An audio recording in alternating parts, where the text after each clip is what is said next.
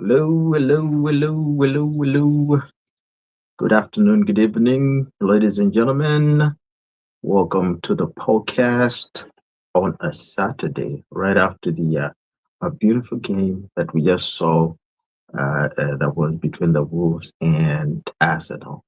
Of course, most people know me. I'm a staunch Arsenal fan. I've always been an Arsenal fan from day one. And whenever we play, it's kind of hard to come to you people and and dissect certain issues. But we're here today. But of course, we're still on top of the league, and we don't know where Manchester United is, which is a very I don't know sad story for them. But all we know is Arsenal is still top. We're winning the Champions League as well. We're going to win the Premier League as well. So two cups this year. We gotta watch out for that. So, ladies and gentlemen, uh, that being said, I think we need to also look into have has anybody seen what's been going on in the news lately? And I'm surprised, and I've been thinking to myself, like, news, when it comes to the opposition. Like, if your position of what you vira fine, if you go private, you private, opposition, yep. If you look at their own Secretary General, former Secretary General, Waba PF, uh, Davis Miller, he was busy saying, or, you know, accepting the fact that our each pani, not, you know, not which pani, we're no longer going to have a patriotic front right after the 2026 election. That's it. No matter how much you want to swing it, you want to, dilute it, but he gave the honest truth and the bitter truth. And this is more like a bitter pill for the patriotic front to swallow. Now, where are we when it comes to the whole topic of the day? We know that, for the past 2 weeks, we've been dealing with the constitution review. Constitution review, people are changing goalposts. I think people were just making arguments without actually reading the proposed amendments. Okay, they were just putting out arguments, and it's believed that people were just putting up certain arguments just because they felt like the UPND government shut down Bill 10, and out of just to respond to that, they should also shoot down Bill 7. Whether it's right or wrong, they just don't care. They just want to do something that is going to make them look like they are powerful opposition. But they don't realize that most Zambians now are more learned, are more educated, and they've come to a position where they're reading stuff almost each and every day, and they're understanding issues better than it was 10, 20 years ago. So, yeah, Bill 7, I think it was shut down when we were watching the interview between, or the debate between State Council Haimbe and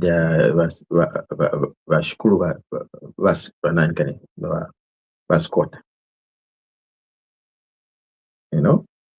So Sakwila. So there we saw just how ill-informed or how lawyers can twist stories. Because we have two lawyers here, two state councils. One is saying this, one is saying the other. Now, as an ordinary Zambian, who are you going to believe in? I'm going to leave it to you guys. You give me a minute, I'll be back.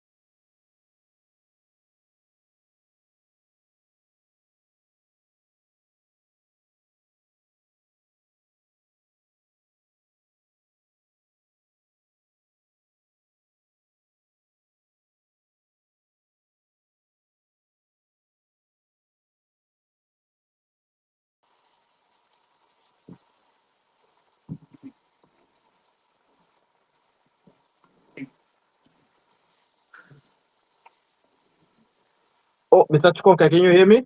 I can hear you. Oh, fantastic. Okay. Yeah. Hold on. I'm just bringing Vadani. Okay. Okay. All right. Gentlemen, Yes, sir. we're back again. Like And we never left, right? some of us have been celebrating because we just won a game. Oh, Uh, but Daddy, you're laughing. Why are you laughing? Yeah. Now, man. Huh? Last Oh, minute win. We're no, champion. Am I champions, yeah? that's how champions win. Ah. Maite wine chungulo. Eh? Mwalaba? Maite wine chungulo. Struggled with the bottom team, sure, until 90 minutes. Yawe. some of these small teams, it's just a training ground. We're just playing it to train. Well, we call this small league to play out. Try to see. It's a training ground. But at the end of the day, we won. Okay. That's what matters is the results, right? Mm-hmm. That's all that Uh, matters. It's the results. yeah. You know. Yeah. I haven't really paid attention to the English league. I used to be a fan of that, but Yeah. I just found that my team, Manchester United, when it started losing, I don't even know if Oh, they have been relegated right now. I yeah. just like I can't sustain the embarrassment. I just bored out.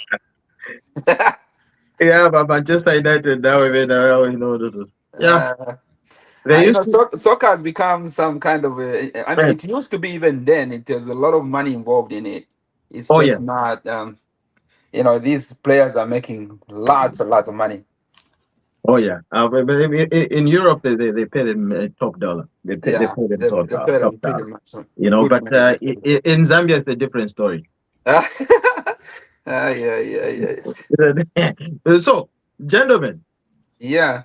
we welcome you. It's a red tag. We're here. Let's continue from where we left off last week, and of course, we are looking at issues, that of course are still lingering in the atmosphere, which is of course the Bill 7, the debate that was between two state councils. I don't know if you guys watched the debate. I know it's posted. I never had the chance to watch it. I just had come back. Actually, I was in Honduras.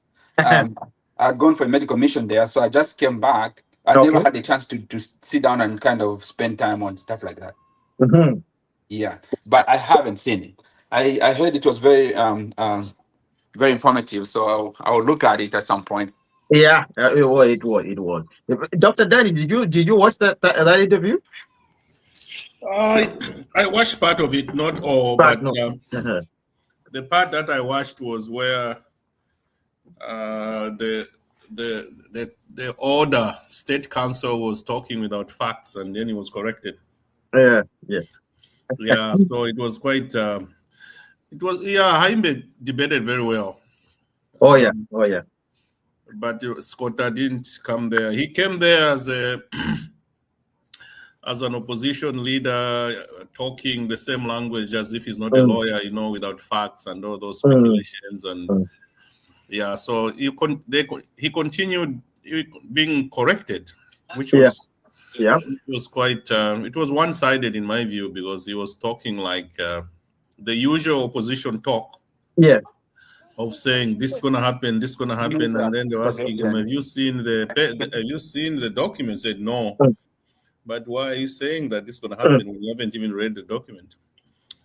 So, Which was very funny, because when I was watching it, I was like, okay, uh, of course we were expecting something tangible from the him as a senior state counsel, yeah. senior state council. We wanted to hear his opinion as a lawyer and Yeah. as a citizen of Zambia, not as a politician.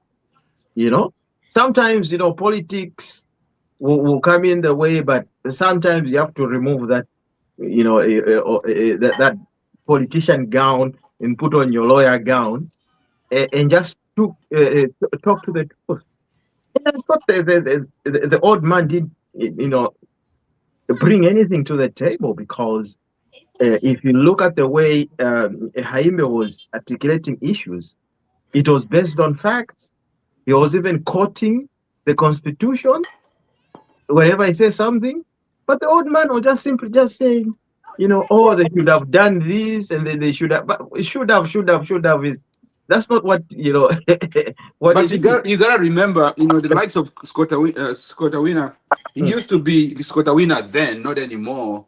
I mean, these guys don't spend time to look at any kind of literature like Haimbe would. Haimbe is a millennial, if you want mm, to call it that way. mm. Yeah. So these guys are well informed, and they're quick to grasp on things, and they are able to remember a lot of things and kind of share those kind of. I can imagine that this man, Vascota, is using his own grace. You know what I mean? It's like he used to be the Scotta Winner, which we know. Yeah. Yeah, I don't think he can stand. They made a mistake. If he had to go there, especially on national television, I wish he had prepared himself. Yeah. But I think he went there with the old glory. Thinking that Yeah. I'm going to just like go the old way, and that's not a facts. And then he got confused. Yeah. I'm not surprised that other people behave like that. He could have been a good lawyer in his old days, not anymore. Yeah, Yeah. Yeah, because the youngsters have taken over. yeah. So Sakwila, not Sikota, but Sakwila. Sakwila. That's Oh, right, yeah. Sakwila Sikota. I'm sorry, Sakwila Siquiwa, Sikota. Siquiwa. Sakwila, Yeah, Sakwila Sakwila. Sikota. Sakwila, yeah. I know Sakwila Sikota, the famous Sakwila. Yeah, Sakwila is a very famous lawyer in Zambia. I apologize, He, Yeah. he but was yeah, not. UPND. He was vice president. Yes, he was. I mean, Yes, he at was. one point, These yeah. people were like the people in the old days, not Yeah, anymore. yeah.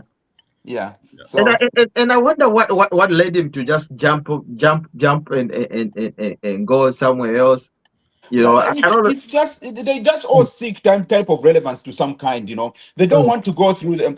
In fact, these people can serve themselves better, in my opinion, if they had mm, to, with the kind of knowledge and the stamina they've had in the country. If they had joined that kind of government, those guys would seem so relevant.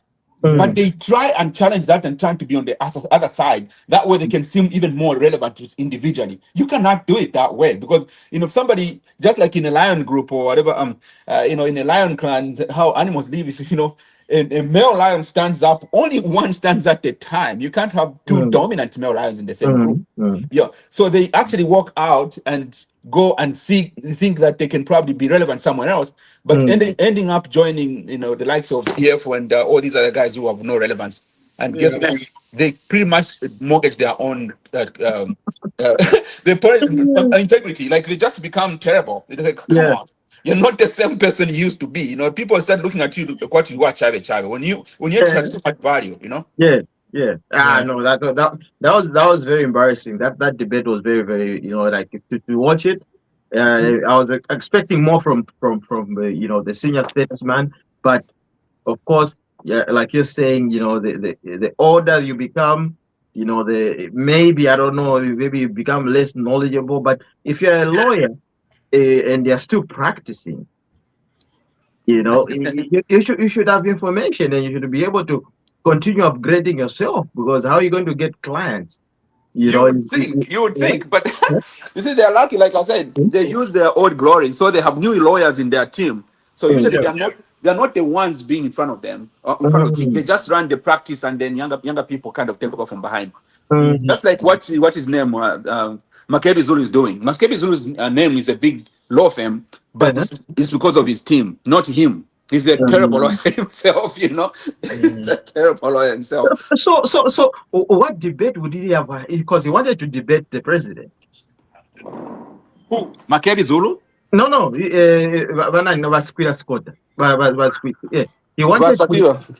No, he can't. He wanted because his challenge. He came up on the internet, and Mhm. the challenge was that I want to debate the president on Bill 7. So No. that's when Haimbe said that look, the president is just so busy, he cannot come and attend to you and all that stuff. But I am up for the challenge, state council to state council. Let's Yeah. debate. That's how we get. That's how this one came up. You see. Mhm. So now I'm thinking to myself, like, what kind of debate would he have had with the president if he failed to have a debate with the Haimbe? You see what I'm saying? Yeah. He failed really like terribly. Well, it was so disappointing. Like he didn't bring up any proper points. If you look at the interview, So what would he have sat down with the president? Yeah. What would they have said? Like I don't understand. No, but the Haimbe, in terms of that debate, he was the best person to debate him because he had all the Yeah. facts, and he was the one basically leading the field. So he was the right person to debate him. Yeah, he was definitely. He was the most qualified person to stand in for the debate. You see, what Yeah. they forget is that the president cannot debate some issues like that. Sometimes they don't even understand much of the constitution because there's another team that actually just advises him towards it. Yeah. Yeah. And so we all have to be privy. They can't know everything. including economics and everything else. They just have to be there as a leader, and the group advises you, and then you become the person to speak about it. Yeah. So that's what it is. But to assume that the president himself is going to stand there and debate you issues of, I mean, obviously you probably wouldn't cite any clauses that you can remember better than you could, because that's your area of expertise, Mamana. So it didn't make sense that he was seeking to debate the president. Yes, Haimbe is the person who actually would be able to be in the right position to talk to him. Yeah. Oh boy, that was very embarrassing for the state council. But anyway, hopefully next time he gets more well prepared and stuff like that. But He better. looking at the debate on itself, I think there are a lot of issues that were ironed out, and a lot of questions, because a lot of Zambians have got that question to say, look, or there's the opposition, like we said even in the last interview, they are parroting the idea to say this amendment process was illegal, and the judge, the court of law, the court said that no, this is illegal, you don't do it and stuff like that. But when he was asked the question to say, show us where it is saying it was illegal, okay, he failed. He didn't have facts. Yeah. He failed. He was just no. What they should have done was like, okay, no, we're not debating on what they should have done. Okay, and that's not what it is. What did the court say? What was the final judgment? George really Okay. Same thing when I was watching the Law Association of Zambia president when he went to make submissions at Parliament. I don't know if you saw that one. I was also very, very disappointed with that one. The thing is, the thing is, the people that are opposing Bill 7, the reason one thing they're missing is this: the bill was withdrawn from the floor before that judgment was passed, and that's the thing they're not understanding. Who's watching cartoons? Oh, sorry about that. Yeah. It's my little boy. Yeah. Okay. Yeah, he's sitting very close to me. He's eating dinner right now. Hello. Okay. Sorry. I apologize. No problem. Go ahead. The thing is, when that bill was presented to the floor, there were people that brought to the attention of the government that no, we need consultation, and the government withdrew it, and then started doing the consultation. And during that time, that's when those guys went to the court and they started deliberating and doing all sorts of things. But you cannot deliberate on something which is not on the floor. It was already gone. It was out for consultation. So they were late, so to speak. So they want to bring that judgment which was passed. The judges were thinking the thing is still on the floor in Parliament, but it was not there. It was out there in the field already. It was already withdrawn. So that makes sense. That's why they're saying it's illegal. So they're basing on something that's not actually. Yeah, it wasn't there. Because when you look at the court, those statements from the court, they were saying, if this thing is still on the floor, it should be withdrawn. But that thing was already withdrawn. It was not on the floor. It was already in consultative stages. The government had already withdrawn it, and they had started the process of consulting people. So it was that judgment cannot apply. It's like somebody says, whoever we find in this room is the one who has committed crime. Yeah. And then you go in that room, there's nobody there. But somebody's very far. But you said the one we find here is the one we are arresting for crime. So that judgment basically was empty. It can't apply to. That's why I was saying, when they were making that judgment, we had already listened to the people. We had already already started consulting people. So the judgment they're talking about, it can't apply to everything. So that's the reason. I didn't know that part either. So I was just wondering, it's like, what are they basing on the illegality of this thing on? It didn't make sense for a while. Now it makes sense. Yeah. Now you see, if you listen to what State Council Haimbe was saying. Mm-hmm. He actually, articulated on it, really, like he said, look, what they were saying was they were just recommending. Yeah. Okay. Mm-hmm. Yeah. Because the constitutional court cannot just give certain kind of instructions. What the final decision or the final word, they were recommending for the bill to go through a process where there's more consultation. They were giving they tell them, like, look, Yes. if this bill has to go through, it needs to do A, B, C, D. They Go say through, if this bill is in Parliament, if it's on the floor, it should be withdrawn and taken for more consultation. But the bill was not on the floor. Yeah. The bill was already in the field of consultation. So it's all they did was give instructions and give recommendations. Yes. There was nowhere where they said this is illegal and this is unconstitutional. Yeah. There's nothing like that. That's why even was Sakwila when they asked him, like, look, can you tell us where it is saying, can you tell us where it's saying it is unconstitutional? He failed. He just said, no, Yeah.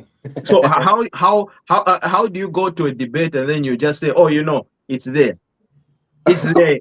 No, but look, the Zambian people are watching. They want to know. Okay, you guys are lawyers. That's why sometimes I think I'm like, come on, lawyers.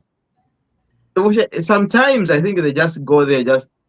Anyway, I've been bent with so many lawyers. They've bent me so. I've spent so much money on these lawyers. I don't trust lawyers anymore. I'm telling you, I don't trust lawyers because I'm telling you, they would come up with so many good stories and stuff like that. But at the end of the day, all they want is money. So even him, when he went there, I don't think he went there as as a citizen of Zambia, but he just went there as a lawyer. He could just have said anything just to sound, like he's relating or hurting the opposition story. Which is, this thing was illegal. It is illegal. It shouldn't go forward. Blah blah blah blah blah blah. When deep down his heart, he knows that. I mean, we also have to seem to understand. Maybe give grace to the opposition. That is their role at the end of the day. Instead of just rubber stamping anything else, let them make some noise. let them create some kind of conversation in a way. They should come up with real facts. Yeah, they don't have any. Unfortunately, ours don't have any. The worst part is that somebody else latches onto that and moves with it. But it shouldn't be that case though. Most of the time, a lot of honestly, to be just fair, I think the most formidable opposition Zambia has ever had is the UPND. Starting all the way back, they've stood by principle, but they've stood by goals that they wanted for the country. Up until we got into power. But if you think about all these other comers, all these people changing hands from them, they just never were this way. Like they had absolutely no vision. All they needed to do was to change just one thing, and that's it. But it's not what the UPND has always been. And it's unfortunate the UPND the ruling parties were so afraid of UPND and they dominated them to the point where they suppressed them a lot, whereby they don't come out and be able to kind of air out most of their plans, most of their debates, and most of their grievances about anything else. If at all we have had chances of discussing like even the constitution changes and stuff like that and send our people to this, maybe people could have seen then that, well, you know what, there's a good opposition out there, but they weren't. Say what to Zambia, but now the current opposition that we have, my lord, is just it's pitiful. Like why can't we be relevant for some reason? No matter, it's like they just don't have a stamina. They have no direction. They don't even know what they're looking for. All they do is to oppose everything and anything that comes out from any of these government things. Yeah. One last. That's true. Yeah. So you've just mentioned something. So I can tell you one thing. You mentioned Michael Sata. Yeah. The PF of Michael Sata is different of the PF today and the PF when Balungu took over. That I can tell you. Okay. Because that time when Michael Sata was, advocating, because even him was in the opposition for a long time. Yeah. Remember when he was supposedly he won. I can't remember what day it was. Yeah. But if someone nyonya, so he has been in the position, and with him, he has had that sort of like he had that kind of a practical, vision of the Patriotic Front, what they're going to do and stuff like that. But when he died, that's when the PF died. The rest that came with no vision, like Abena Lungu and stuff like that, those are the ones that killed the opposition. They killed the Patriotic Front. That's when it died. Because, you can imagine you as a leader, they're asking you, what plans do you have for the country? And you say, I've got no plan. How do you answer a question like that? I've got no plan. It's more like a thing. You don't have a constitution. You don't have you're just moving in blindly. Right. So that's where there's a difference, But so that's what I'm saying. Like, look, we can give a little pat on the back of Michael Chuptasata because of how he came out, how he came, and how he won the elections, and how people voted for him. Okay, but he did not fulfill what he wanted to do because he died. But the people that remained are the ones that destroyed so the Patriotic Front are Jimunye, is what I'm saying now. And Davis Wheeler himself is saying, look, there will be no PF after 2026 election. And this is coming from Davis Wheeler himself. He just said it clearly. He said, look, the PF is gone. It's gone. Yeah. Gone to the gonest. There's no more party. No matter how hard people will just start moving now, joining UPND, joining whatever and stuff like that. That's it. There will be. It's actually there's no PF right now. If a senior member like Davis Mwila can come up and say something like that, then he knows more than what we know. There is no PF anymore. And look at the opposition. Who's in the opposition right now that we can point a finger to say this is the powerful opposition? There's nothing. I mean, you're looking at the Nashala Neka parties. That's the opposition that's out there. Manashala Neka party. People they're just one man. You have a few cousins. That they do your blogging and stuff like that, and you say a political party. Yeah. Dr. Dan. Yes. I like the way Davis Mwila is coming out nowadays. In the sense that he's being truthful. He says the way it is. For example, he's telling people that the PF is in the hands of Chawinga. If we want to start fighting to bring it back and for us to stand on the PF ticket, we have to make peace with Chawinga. There's no other way. Otherwise, we're not going to be on the ballot. He's telling the PF that.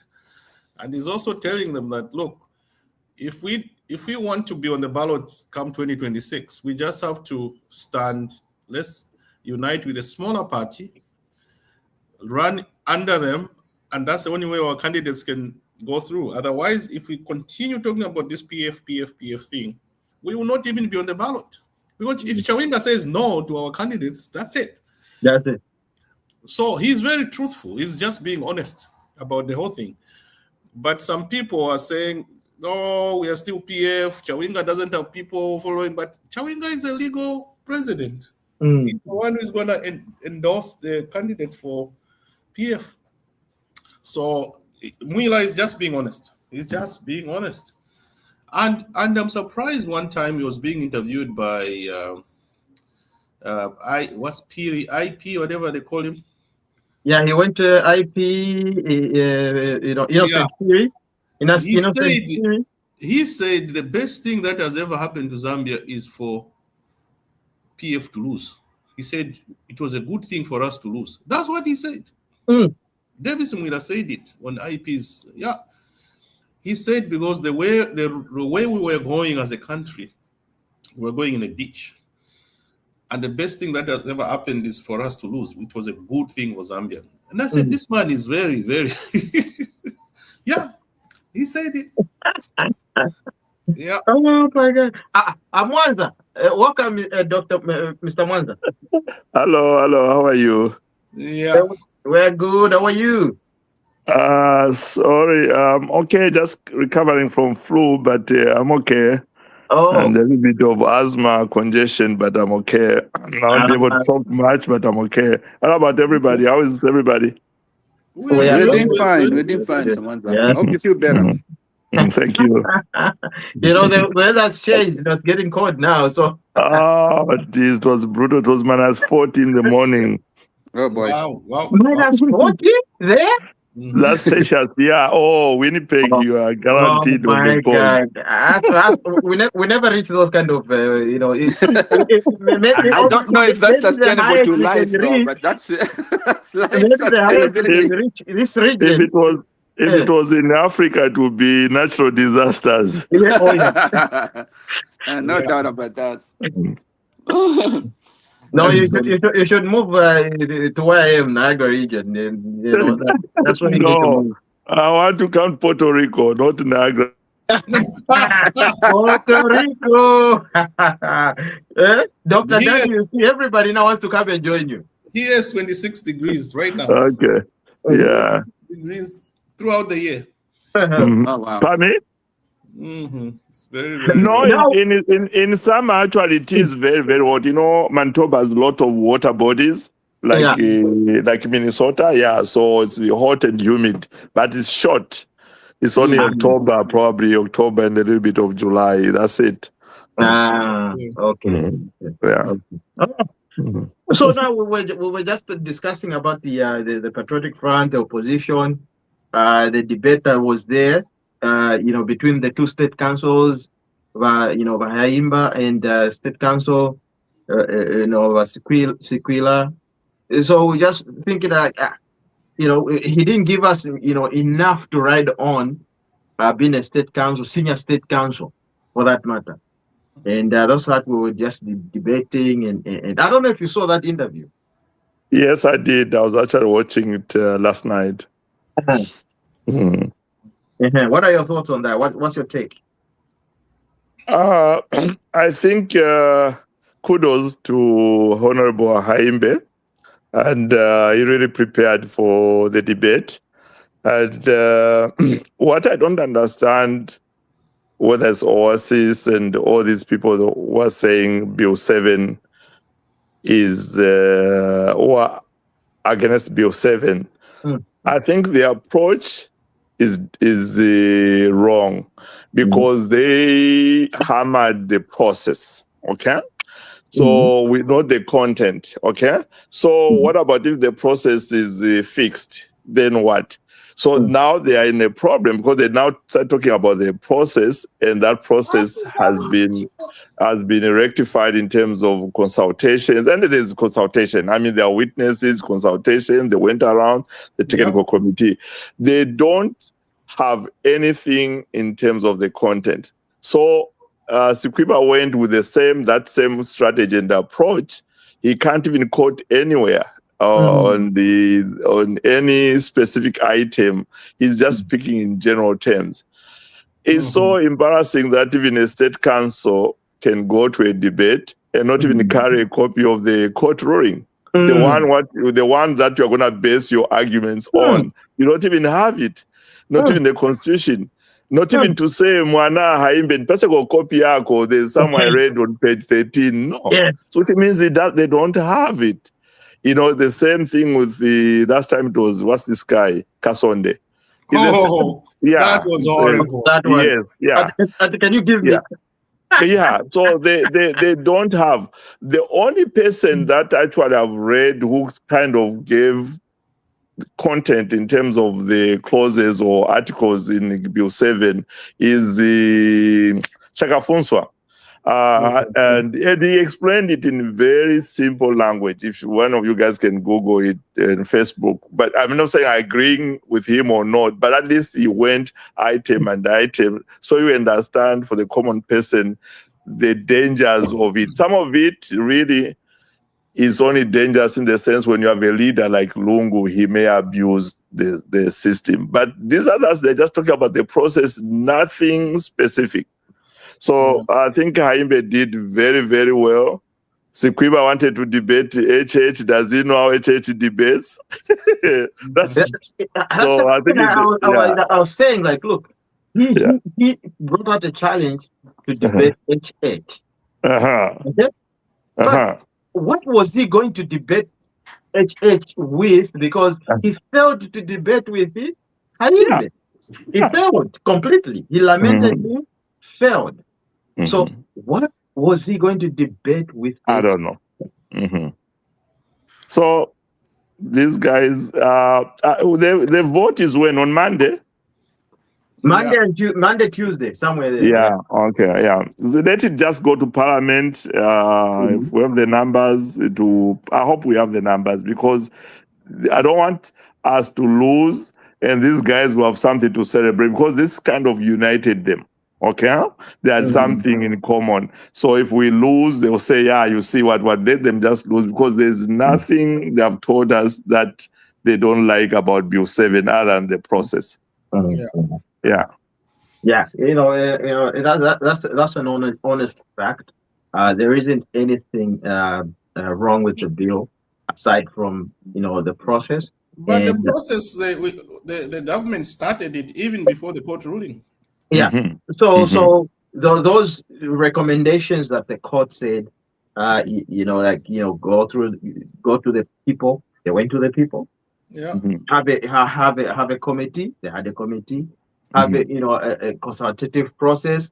That's what has been happening. So they checked all the boxes of what the court ruling recommended. The late court ruling. The court ruling came after the government had already made that initiative to check the thing to the people on their own. So at this point, there's nothing to argue about, because most of the Zambian people want to see this go through.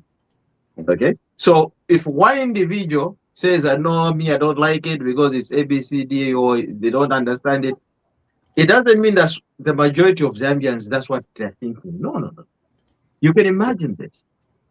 So I want to say something here, Dr. Danny. What you said about the ruling was done after that thing was already removed out of Parliament. And it was I think we need to hone that point very clearly, because everyone is holding on to that and using it.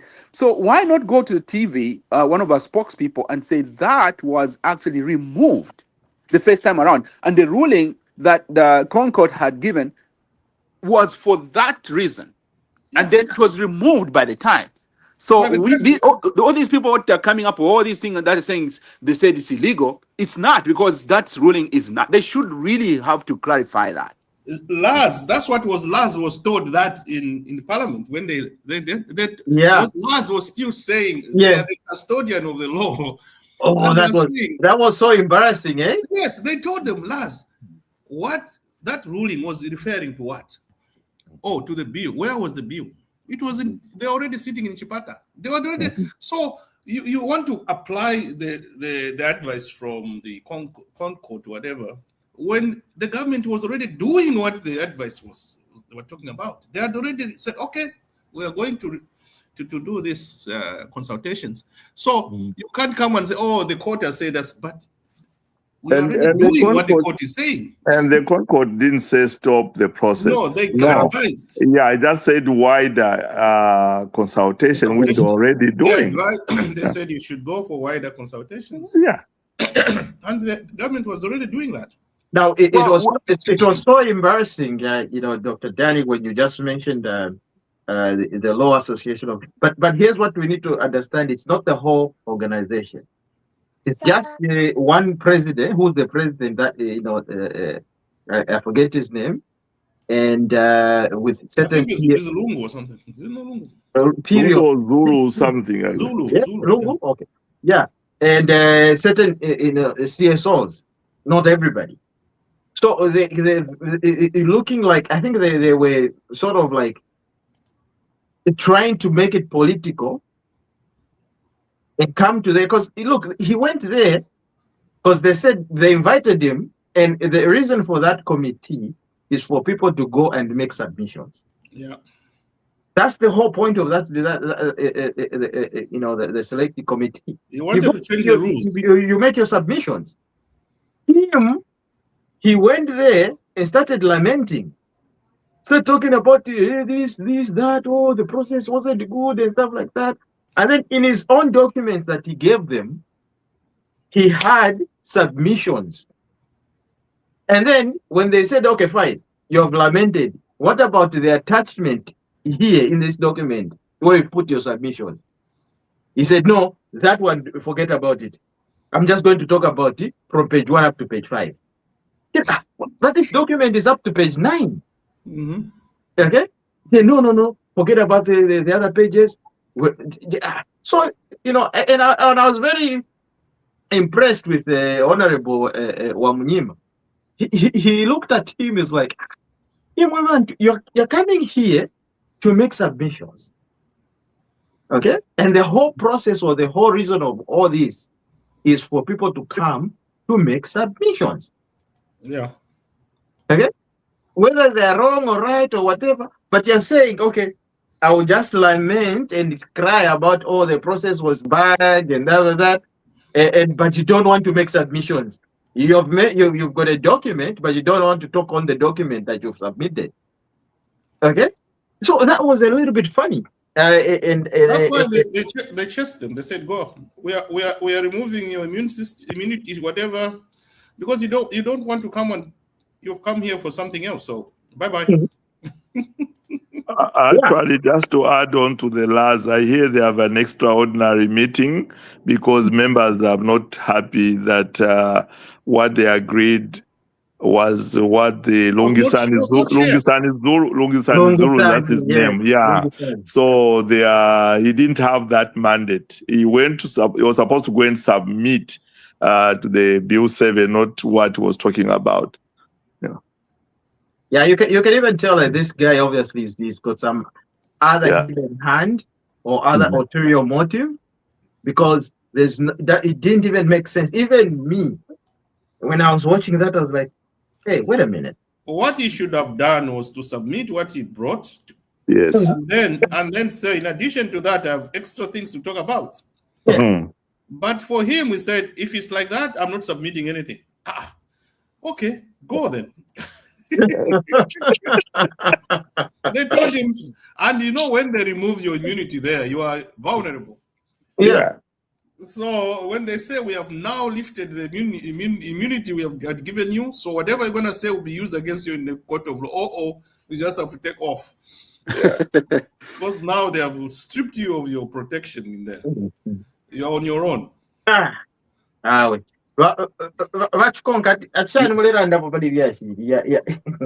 was so funny. No, I'm just listening through. I'm just listening through. It's an interesting thing, but I think one thing that our country has not done well, maybe not our country, our government has not done very well, is the idea of trying to make pronouncements very clear to the public about things. I feel like maybe they assume that the people already know, or they'll figure it out. But I think that's a sense of complacency, in my opinion. And it's not going to cost us very well in the long run. Because honestly, just like somebody was saying, there's a lot of things that this new government, the UPND government, has done from 2021 to date. Not only about the economy and all these investment stimulations and law and order and everything else, but these are things we should sit down there and parody out constantly. They have to constantly parody. If anything else, compare and contrast, throw in some commercials that look like this is what we were, this is where we are now. Especially things like lawlessness. Put them on national television. Do it like that. All those beatings and everything else, and look at how peaceful the country looks now. See, try and use those things to your advantage. It's not hurting anybody. It's just saying this is how we are working and this is what we are doing. And when it comes to making pronouncements, especially about this Bill 7, this Bill 7 thing is, to so many people, it's a good thing. And if you look at it, it's got a lot of good things in it. But sell it the right way. Get it out there, and where people are questioning, explain it. Put people to explain in local languages and anything else, so that you can do, like, put it so public that don't assume people would figure it out. But we haven't done a lot of that. I'm not sure if there's even a sense of agency in trying to do it, or are we going to continue going this way? So it's kind of it's like, it's one of those things you're watching and biting your nails, like watching Arsenal playing against whichever team they're talking about, biting your nails, not sure how the game is going to end. It's not right, because we have so much power and we have so much. Don't bring Arsenal in this kind of policy. We have to become politics. I mean, it's just like, I'm just trying to give an example, but seriously, I mean, we can do better. But I think there's many ways we can put a lot of accomplishments that people would see than to be on defense all the time. We are completely on defense constantly. Yeah. And we've been, sorry about that, we've been that from opposition up to this day. I always give this example. This example of Munyogo. It's silly, but this is exactly our weakness. It took 3 weeks of people saying HH insulted. No one in the system could quickly come and say it's not an insult in Tonga. In the same way, even in Nyanja, or saying that there's Banda used to say that in Damazanyoko. You see, so that's our weakness, because we've done a lot of things, but no one knows about it. We're always reacting to Emmanuel Mwamba or some of these clowns. We are not proactive in making these pronouncements and really package it and the vuvuzela to the ordinary person to understand. Correct. And we have a lot to give out there. And if they are waiting until last minute to do it, it's going to be too late, because people would have believed all the nonsense that's out there. Yes. Mama, that's a problem. That's, it's really difficult to convince somebody to say, oh, wait, look at this. We did this. Oh, well, but we need somebody new. They won't even look at that, because they haven't had the sensitization of looking at where we came from and where we are today. And we have a lot to give and put out there, but we just don't have the tools and the tools to actually put it out there. It's just this kind of disappointing in a way. To me, I've observed something regarding what we are saying. We are all agreeing on that. We need to disseminate information more effectively, especially in a simplified manner. For example, I support Mwetu as our government spokesman, but the way he has during his press conferences, an ordinary Zambian he can't understand what he's trying to explain. For example, he was trying to explain the same Bill 7, that it wasn't in the House when the government had already taken it out and all that. But he's so technical in his dissemination of information that an ordinary person on the street will not get it. The message. I like the simplified way of communicating. Even if you are communicating in English, this guy, what's his name? Lusaka Central Province, is it Mwaliteta? What's his name? Oh, that's my man. Mwaliteta is a good communicator. Yes. He can put the information straight. You can understand what it's all about. Yeah. That type of communication. He uses English and Nyanja and everything together. I just wish we could have a government spokesman like him. Things would be so simple, and many people would understand. When Mwaliteta talks, he simplifies things. Very straight. Very straightforward. That is so true. But before everybody goes in, we got the voice that matters has just joined us, which is Vakalinda. The voice that matters. Okay. Where was she? She's just joined us. Of course, she was celebrating. We just won. Celebrating the 90th minute. A win is a win. A win is a win. Yeah. A win is a win. Vakalinda, Shani Wane. Before anything else, like I always do these days, let me sing my song, okay? Legends forever, whatever the weather, Even snow. the streets are run. Okay, I leave it there now. Hello, everybody. How is everybody doing? We are doing fine. Yeah. We are doing about two. Oh, that's fantastic. We are doing handy. Yeah, we are snorting over here. It's not nice. So, Vakalinda, to bring you up to speed, tell me what's going on. We've been discussing the issue of there was the huge debate between two state councils. I watched that one, and unfortunately, my grandfather,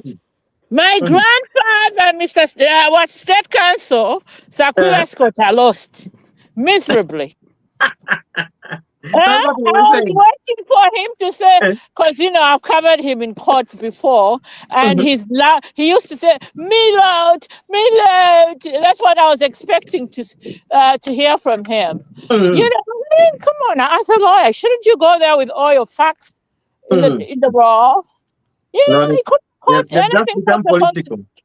Yeah, that's unfortunately that's where we are.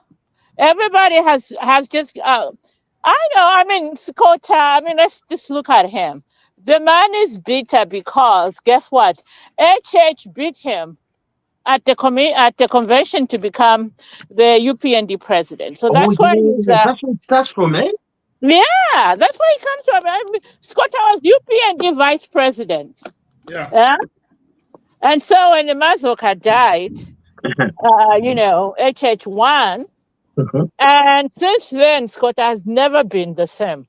It's been never been that. Yeah, he hates HH with a passion. Let's just say it what it is. So he will oppose anything at all that HH says. That's just him. So, the thing is, the backstory there is that he actually wanted HH to come and debate with him on Bill 7.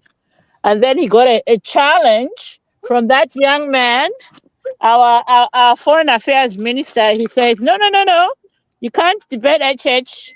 How about we do a state council to state council debate? And that's how that, debate came into being.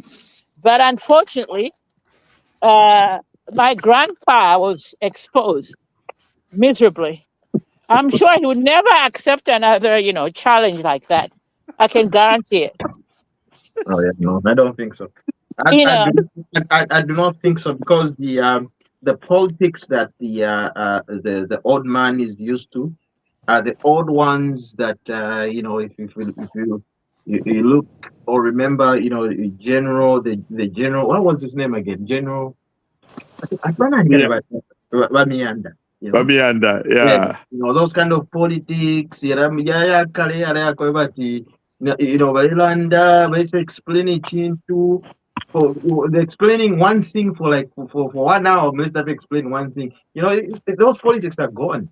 The world has moved, and the world has evolved, and people, especially the young people, they want to grasp. They're getting things that are real, like snap of the fingers.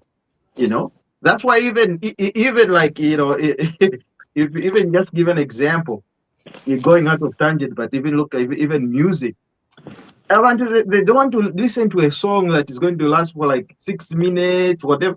They would rather listen to a song that maybe to 2-3 minutes. That's it. There's no like a melody,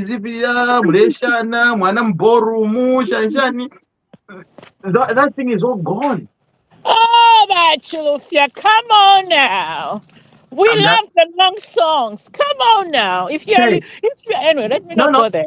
You're talking politics. My brain was taking me somewhere else. Hey, I'm just talking about how the young people are getting the information, right? Me and you may love that, but the young people, nowadays. That's why they're getting surprised. Why university students, college students, they're going to Bali for solidarity. They're going to him. Why? Okay, I can give you an example. One time he was on Radio Phoenix. He was saying that ngavakupere inanikane ubwali wanama. Okay, and then wasuna vyorutoshi. Eh? Before tawala shina nanikane kutobera musupu. Baso wakwe batawe twakupoka nanikane tawalieko ubwali. Kuti wachireka. So those are the things, like they were used to those kind of things. They want to get it happen if you get into all these news paper whatever that ask when we steal for the family. For the future. It was still for the family and still for the future. If my wife's perfume is the cost of her perfume is the rent of a week. I have a journalist. You rent perfume here.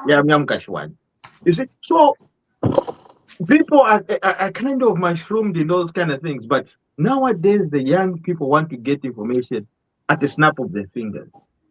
Well, so the other thing that we may not be privy to about Mr. Sakwila Sikota, if Sakwila Sikota is a very well-known lawyer, and in the old days, he's never been known to be a good debater, just like Mwanawasa was not also.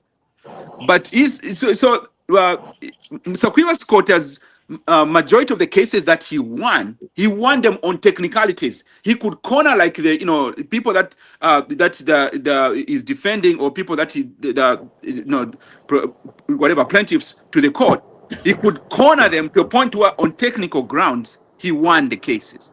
So he has never been known to be a good debater. So I don't even know when he said he was going to be debating. Even HH is a good debater because he's very very and much.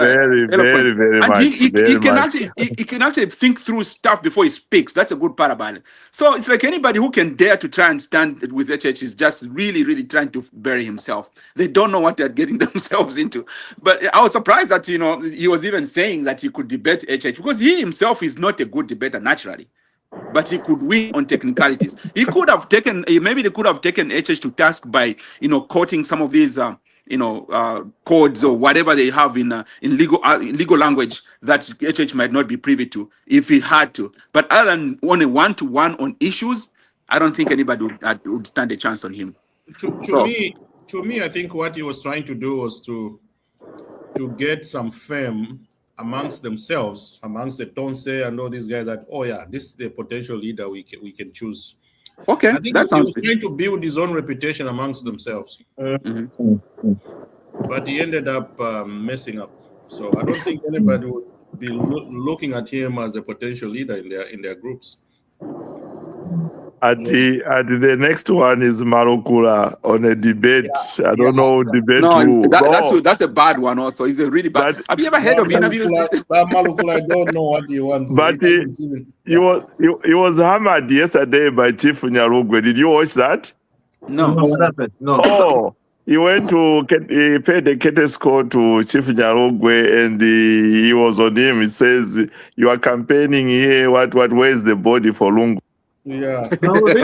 Oh, he told him right there, directly, Yeah. Oh yes, and he even said, his burial place has already been prepared at Embassy Park. Mm. Oh my God. That was just okay. I think Zulu, they don't realize what they're doing. They don't realize that people are not actually with them. They think that people are going to support us, whatever we're doing. But they don't know that the people are actually against it. Even the PF themselves, they want to see a Lungu be buried. Zambians have moved on, my dear. Zambians have moved on. And like I stated last week, when they decide, whenever that is, to bring that body to Zambia for burial, that's going to be the saddest burial ever. because people won't care. I'm telling you, they won't care at all.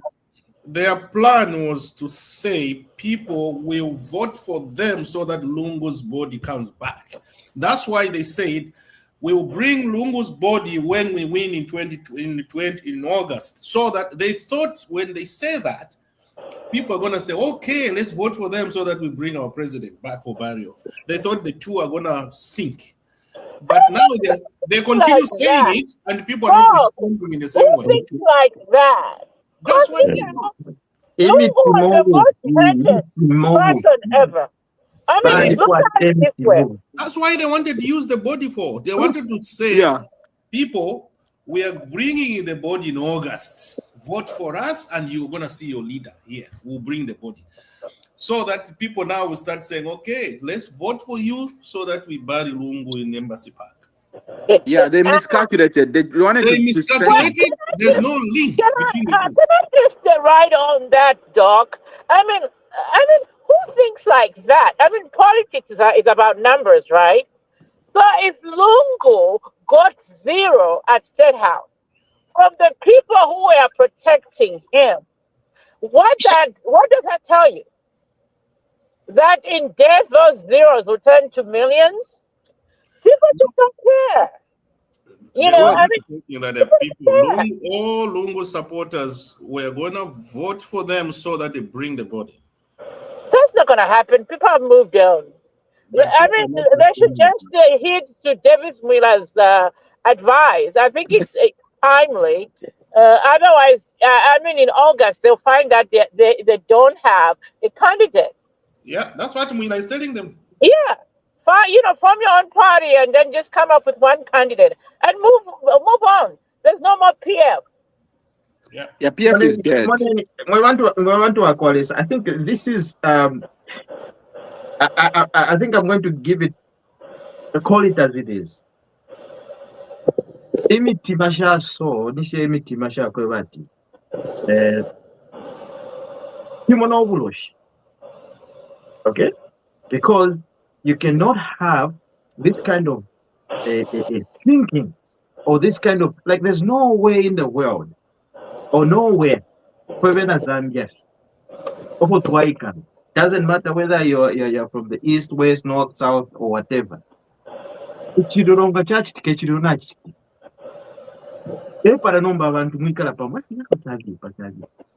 know? But you start using amakaya chiro chiratawe lekeni number to pasanganya into to stendanikane with great confusion. No. The family of the Lungu family, Makebi Zulu, Malukula, and everybody. And as a matter of fact, I can just even blame it all on the Lungu family. Because Makebi Zulu is just an outsider, just a lawyer. And I know how lawyers are. Like I said, I've lost a lot of money through lawyers. But they will just be riding with you as long as the meter is ticking. They're making money. They don't really care. But Avena Lungu family. Don't say that to a lawyer. He'll kill you.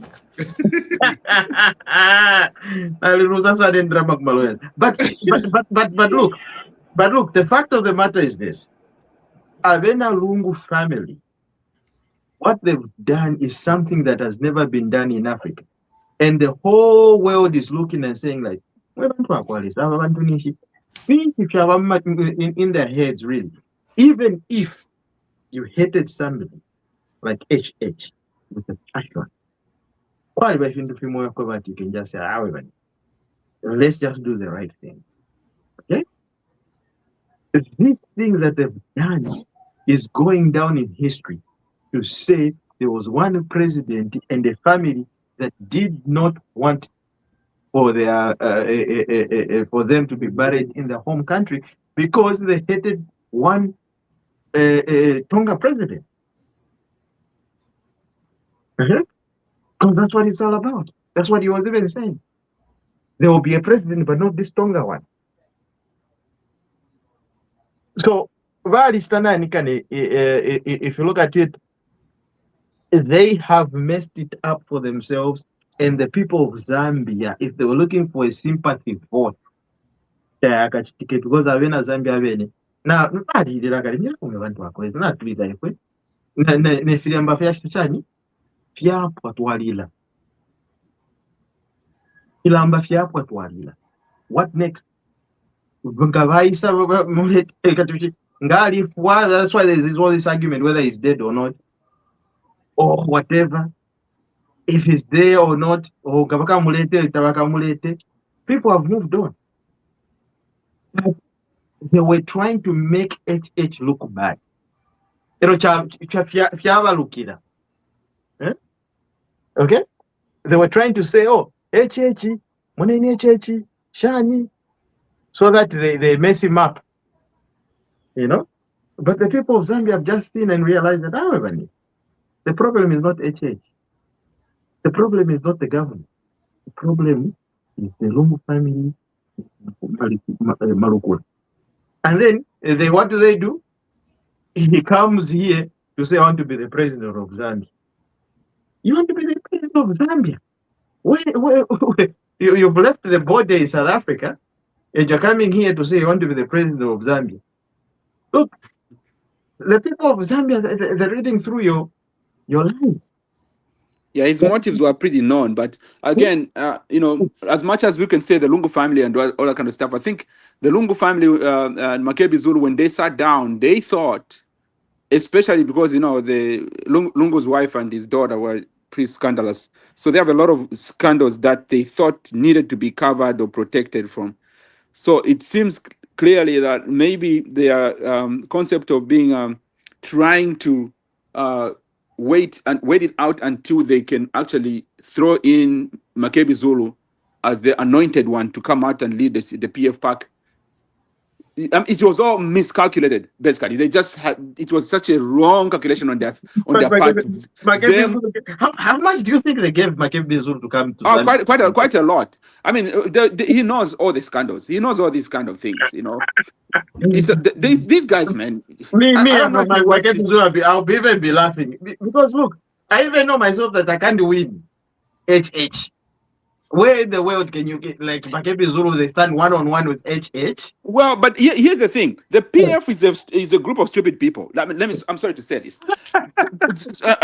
I'm sorry. Forgive me for saying that, but I just feel like PF they're so backwards that they really thought Lungu owned it. And it's interesting that Chawinga is coming up and trying to be his own man, but they just literally thought like Lungu owned it. So his death, they thought was going to filter into either all the way to his daughter for leadership of the PF. And for some reason, all these people these people are like holding on to the PF structures. They all looked up to that. This is the way the structure is going to fall under. And I was like, what is wrong with these people? They can't just come up with, amongst themselves and anoint somebody else who was in leadership and move on. No, they don't. They cannot do that because they all waited that Lungu held the party together and his death was going to filter down to his daughter and with the wife anointing someone else, at least if the daughter is not ready. But they all waited for that, so miscalculated. And it's very evident that's exactly what they were doing because they were doing nothing. I mean, South Africa, because they never even at any point in time ever seen the body, but they went there with the pretext that Lungu was in a morgue somewhere, which is not true. He wasn't. So nobody even knows where the body of Lungu is. Maybe even the wife doesn't even know. Somewhere in Belize, chilling on an island. Yeah, maybe the wife doesn't even know where the body is. Those guys are crooks, man. I don't even know. It's crazy. It's so pitiful. I don't know. But Dr. Daddy. Yeah. London, I don't know. Can I just come in for a minute before the girl comes? Go ahead. I mean, I just wanted to make a really earnest appeal to. I mean, she's here now. Because here she's called Shinene, somebody, Shaniqua. You always say that. Is that really true? I mean, yeah. She's Shaniqua Boykins. That's her name here. I mean, I want to appeal to Tarsila Lumbu Dennis as somebody who my father has been dead for 25 years. Okay, I still love that man, and I wouldn't want him being kept in a mortuary going on to 7 months, and you come here, to do whatever you are doing over here. I mean, what kind of a daughter are you to leave your father rotting in a morgue in South Africa, and you come here to the U.S. to live the good life? I'm pretty sure, I know you have scandals all over, issues in court and stuff like that. I'm pretty sure if you just pick up that phone call and call HH and tell him in earnest, and truthfully, tell him you're sorry, whatever you've done. Can you please take whatever you've stolen, but leave something for me just to live on, because I can't get a regular job. I'm sure he'll work something. I'm sure he'll work something out. Yeah. Because you can't. It's not an unreasonable man. He's not an unreasonable person. I'm sure he'll hear you out. Please stop this nonsense. Stop holding Zambians as hostage over your father's body. Just, come on. Let your father go and rest in peace in his motherland. That's my earnest appeal. Looks like Mwanza is having problems with internet. Yeah, it's keep on cutting and logging back in and so forth. Yeah. Internet even Amaenge. Even Amaenge, yeah. I'll sue them, use the Sikota as my lawyer.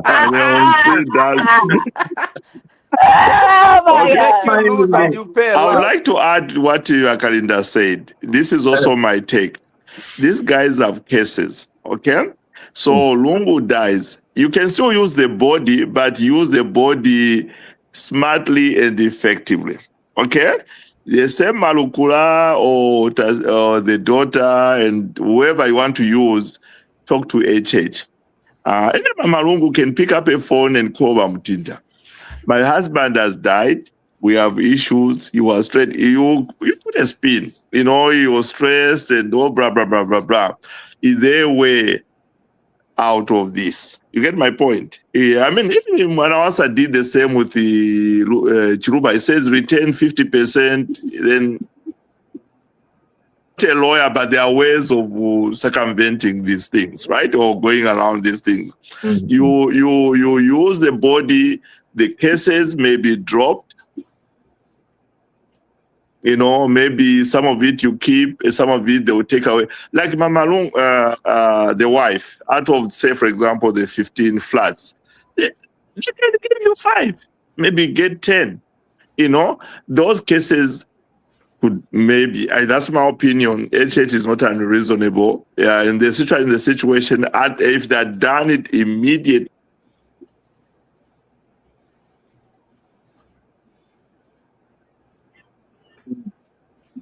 or you're dropping off, Mr. Oscar. Well, yeah. What we don't understand also is that HH, not only is he not unreasonable, but he will not accept any kind of illegal arrangements like that. It's too straight. That's what I wanted to say. But yeah, he wouldn't do that. But here's the thing, HH has actually he brought a policy to say, look, if you have stolen, if you come to us to say, okay, look, okay, he said, give it back to us. Can you give me a break? Okay, money, let it into you for waiver, and then to arise. Okay, that's another way. Okay, but now, I've been thinking to myself, You know, I always when I'm on the internet, she's always doing this, philanthropic work, humanitarian work, where she's going to, register donate here and there and stuff like that. And I'm thinking to myself, look, the last time I saw it was the time of Verachu. Verachu was very active actually that time. Yeah, my internet is bad. Okay. Doing things like that. And then I'm thinking to myself, I was like, what did me? When the time of bonanza, time of all this money was happening, Esther Lungu going to help out in the community or doing all these kind of things. What are you talking about, Lucia? My Esther Lungu spent $3 million to come over here to receive that relic fire truck from the city of Los Angeles. I mean, that was, that was a charity work.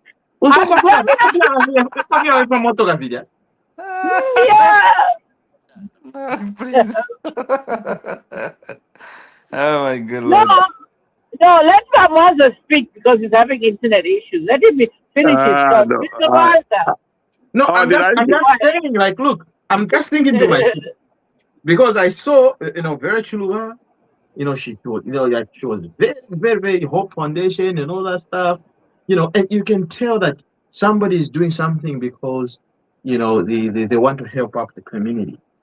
And we saw there was a lot of money in the PF government, a lot, but the money was just going in the cadres. Well, the PF was a criminal enterprise. Criminal enterprises don't work like government. You gotta remember that. It's one for himself and everybody else that can figure it out. That's exactly how they were doing. It was all a criminal enterprise.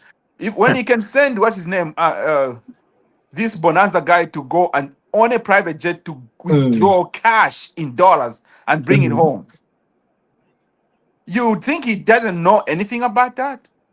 So all that much money, obviously maybe half or 70% went to him and his family, and then Bonanza got the rest of it and bought helicopters. You know, money how it is. Money is very bad. This is why, like, remember, I do remember, I was actually a lot younger banker that at the time in Zambia. There was this called Ringo. If you heard about Ringo, stole 300,000 kwacha. He was a security guard, I think. Do you guys remember that he stole money from the Barclays Bank? Remember, I don't know. Well, way back on the Copper Belt. It was a very big story. I don't know how you don't remember, but it was there. So there was Ringo. Yeah, I think I remember the name at Ringo. Yeah, Ringo was the security guard. Like, so Anderson Securities were actually getting I used to work for Meridian Bank at the time. So Anderson Securities were getting money from commercial banks or to the central bank. Somehow they were transferring money from one commercial bank to another. So Ringo, they came to the commercial bank, which is Zambia, Barclays Bank at the time, and they got all this cash from armored vehicles. Yeah. And ended up now, instead of taking it to delivering to another commercial bank somewhere, it ended up being diverted to the compound. The first thing Ringo did was to buy sausage from a butchery. He was arrested eating the sausage before the money was actually taken anywhere.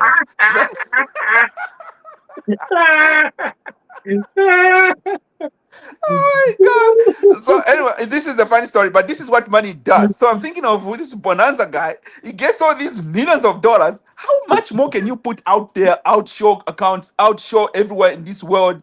You can go anywhere, all these legal countries like Mexico and stuff, and put money there. But then you go to Zambia, you buy helicopters. Like, dude, what are you going to do with helicopters in Zambia? I'm telling you the truth. Even that's why David Miller was saying that they did not believe that they're going to lose power. It was a criminal enterprise. Basically, that's the whole reason why it operated like that. They were going to be there forever. That's what their mind wasn't losing. That's why they were doing things like that. Because they didn't know that they're going to lose. They didn't know. I know. Yeah, that's a funny story for another day. Like you buy helicopters. He would fly from Lusaka to the Copper Belt. He used to live in Kitwe somewhere, and we're parking at the primary school grounds. And then a vehicle picks him up to take him home, to sleep home, and they end up again going back to Lusaka. And that's how this guy was traveling. Every day he went back to the Copper Belt. And then he had 14 slave queens everywhere, in every kind of corner of Kitwe. All of them like driving all these big vehicles and good housing and things like that. Like that's what money does. This is everywhere. We're talking about everywhere. Lusaka, Shani, Konse. I'm a slave queen, but I won't pay them change by internet. You know. Come change by internet. That's an interesting. You, those ladies, on Facebook, some of them. I'm a superstar, I'm a models. Oh my God.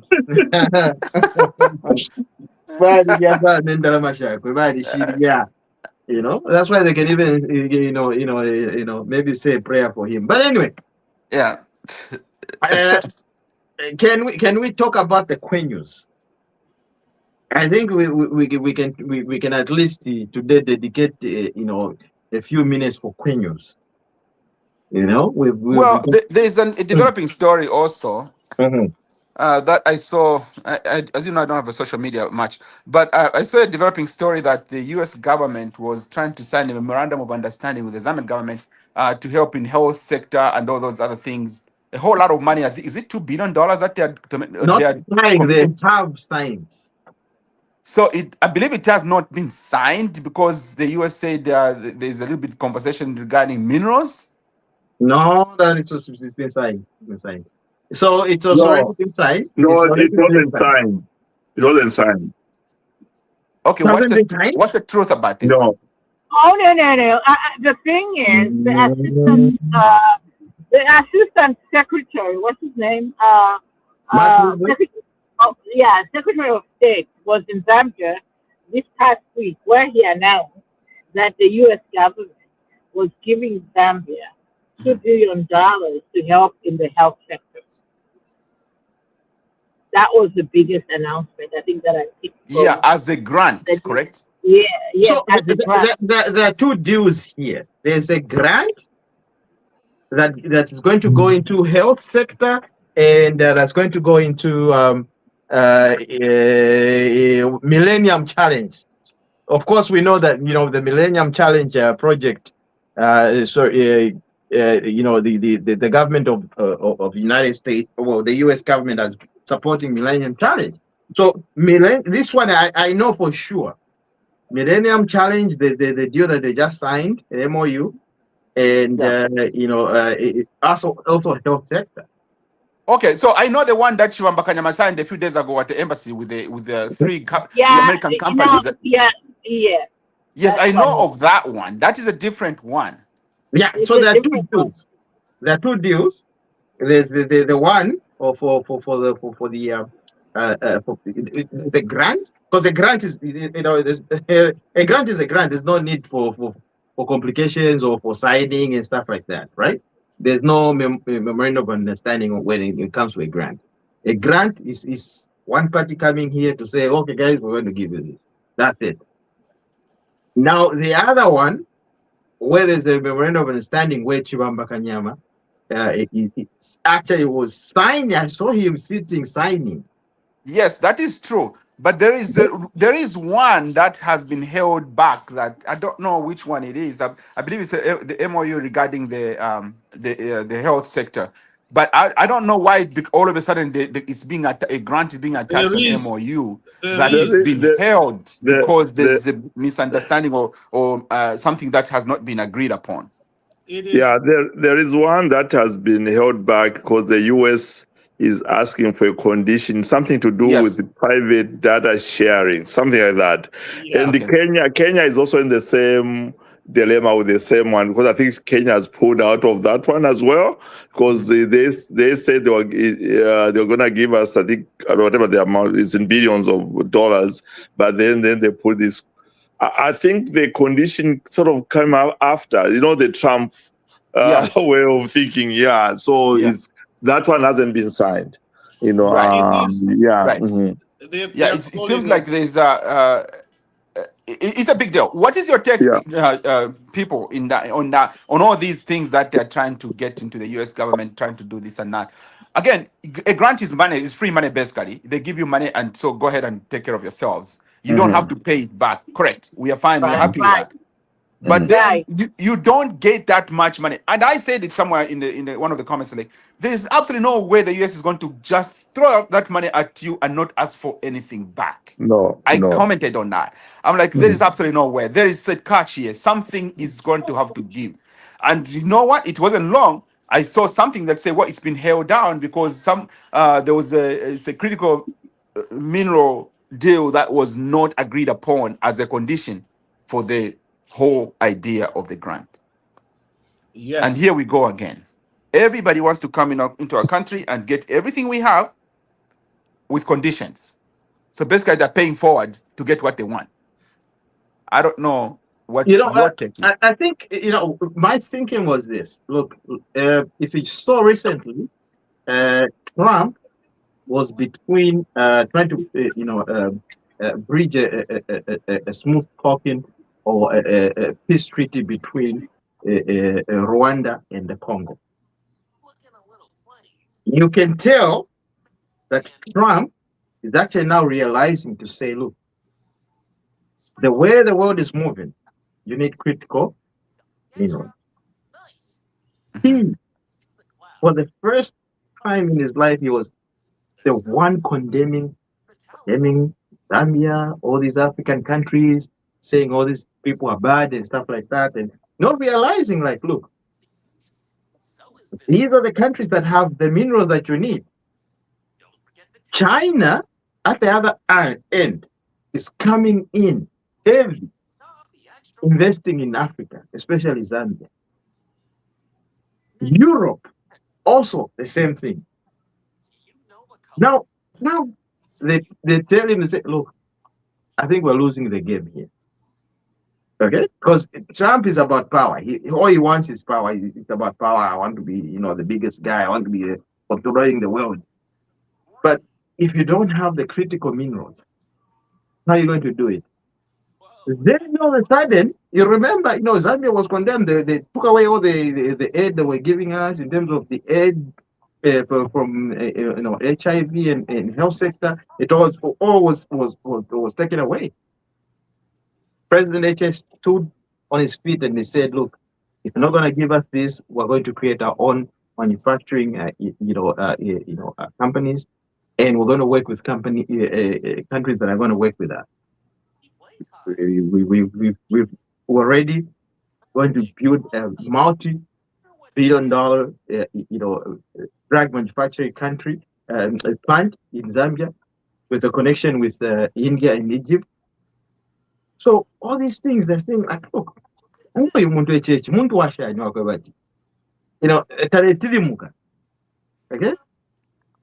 not even, no. All of a sudden, his son came. All of a sudden, the secretary, it was on the phone with Mark Rubio. You can tell he just realized that, okay, I think I made a mistake. Because Zambia, where we are here, we have all the elements and all the minerals that they need. We have them. And so we have the power to dictate how this economy is going to move. If we have a weak president, like the one we had in the previous year, it would have been a different story. But now, because we have a president that knows what he's doing, it knows the direction of this country, he is not even, remember, come here in America, come here in Italy, no. It doesn't matter if you don't meet Donald Trump. You don't like meeting Donald Trump doesn't mean that you remember who's this Ramaphosa was in the U.S. in White House. But what has happened now? He's still condemning South Africa. after saying, oh, we even play golf together and stuff like that, the personal relationship. Okay? But up to now, and look what he was talking about, how he was talking about Somalia.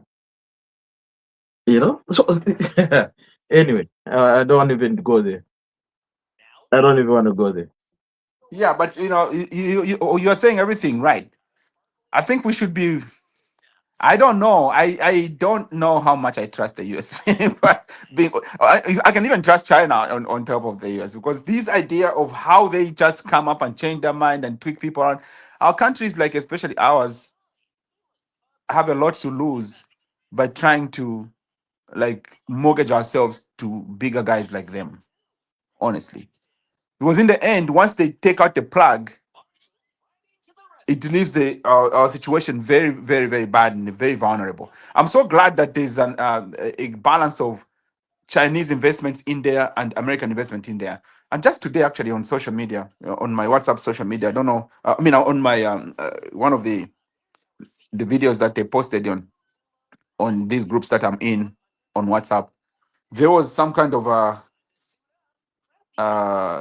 thermoelectric plant that was being moved from China, already assembled, just ready to start and installed in Zambia somewhere. So it seems like we are heading the right way when it comes to getting potential investments for our country regarding what we need. However, so it's like the just idea of thinking these people are just not coming in here to help or do anything.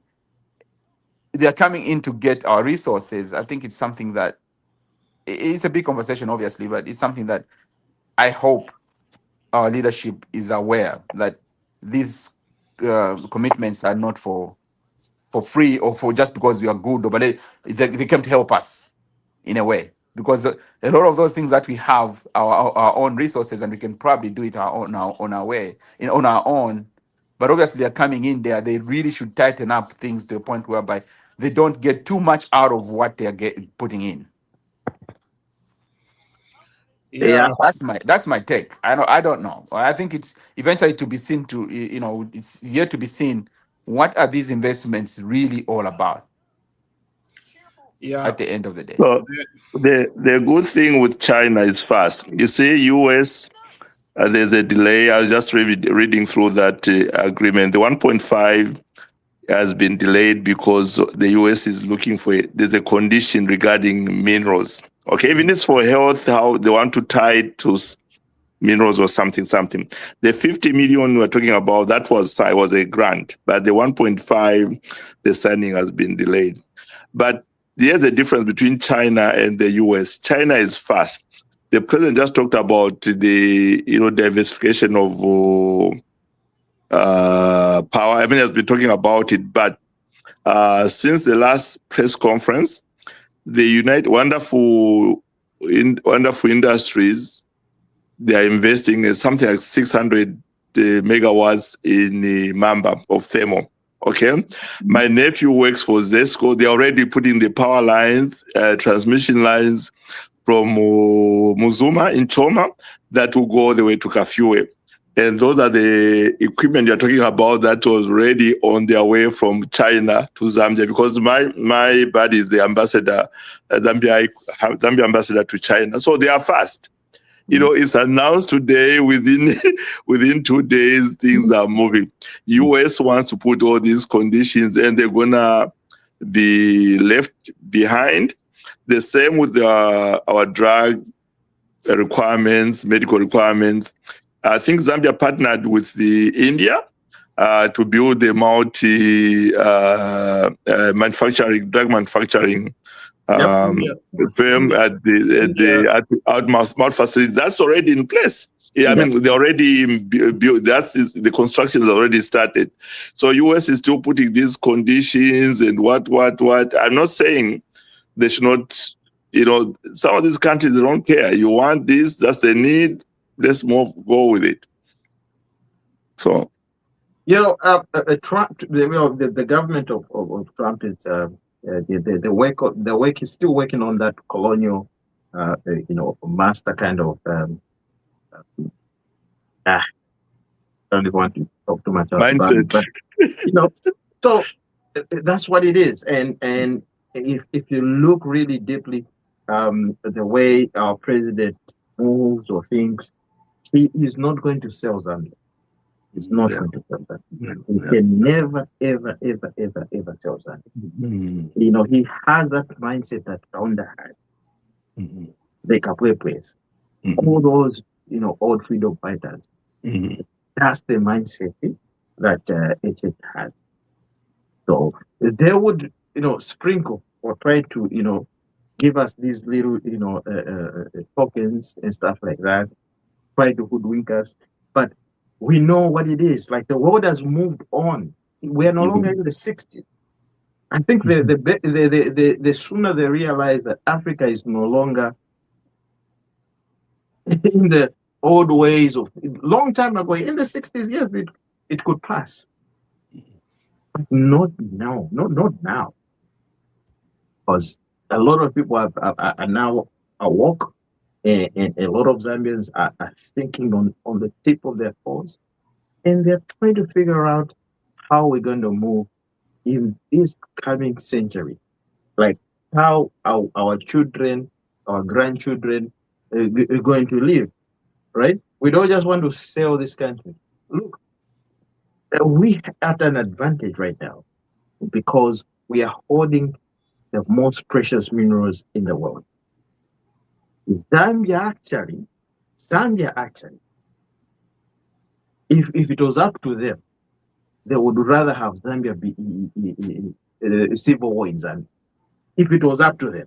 Because the choice they have is Congo or Zambia, right? So Zambia is stable. So that's why these other investors, they are pouring in money. So they would rather all this penalizing Zambia, 15,000 on Zambian visitors, Zambia this, they just jealous, lack of a better word, jealous about Zambia's stability that is going to really develop fast. Because, like you said, the president has the mindset of the Kapwepwes and the Kaundas, but his is even faster, is relevant now. Something that has to be done now needs to be done now, not taking 2 years, something that can be done now. The U.S. is still has that the mindset of the 60s, who put these conditions, what they're gonna remain behind. What they could end up wishing for Zambia is to have this Zambia degenerating into another Congo or Somalia, because that's what they want. Now they can get all these minerals just dealing with M23. They don't have to deal with the government. And look, Zambia has all the minerals that Congo has. Zambia has all the minerals that Angola has. Zambia, we haven't even, we have oil in Zambia. We haven't even tapped that level. We've got diamonds in Zambia. We haven't even tapped that. You know what I mean? We have gas. You see? So gas. Zambia is rich. And that's what I'm saying. Like, look, Wakaunda died with a lot of secrets because he knew he had first-hand information when the first mapping was done in Zambia. They gave him that first data. He had it. Okay? He knew where all the minerals were lying. But he died with that history. And that being said, it's okay. We can do the modern day data. That's why I'm saying, look, we need to have a modern day data streaming system where we can know where our minerals are. And it's being done. Once it's done, complete, we have what you call it? At the negotiating table, you have that, the hand to say, look, if you want to come here, this is what it is. Because you know already. Let nobody tell you that, oh, no, here, we know, or what, or what. No. We know what it is, and we know where it is, and what it is. What do you want? This is what mineral you want? These are our conditions. Let's give people, for a change, let's start giving the other side the conditions. So that they can, apply to our conditions. Other than them just preaching. You can imagine in the 60s, nobody was, people were just coming in, moving there, here. There were, planes, there were farms. They were just, simply just drive out with minerals. You know what I mean? Like there was no control.